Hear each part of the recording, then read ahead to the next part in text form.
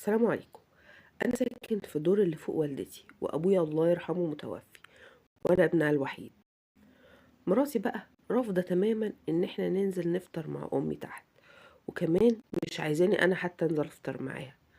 هي بصراحه ست بيت ممتازه واهلها مربينها وبنت ناس، واضح جدا ان هي متربيه وبنت ناس. بتعمل اكل ملوش حل، بتقولي خد فطار والدتك بقى ونزله لها، لكن تطلع تفطر معانا ومع ولادك. بقى بنزل كل يوم عند أمي وقت الفطار، أنزل لها الأكل، وبعد شوية أنزل ألاقي الأكل زي ما هو ما اتلمس. مرات تانية بقى تدوق منه معلقة كده وتقولي أنا شبعت يا ابني خلاص مش عايز آكل.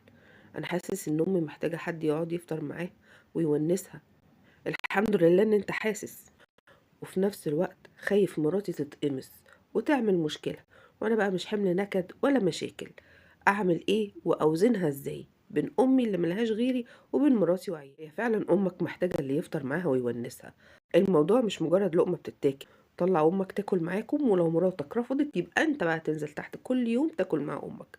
ولو مراتك ما عملتش اكل قول لها امي تلزمني، وجيب لامك بقى فطار او اعمله انت بنفسك. الستات جرالها ايه يا جماعة؟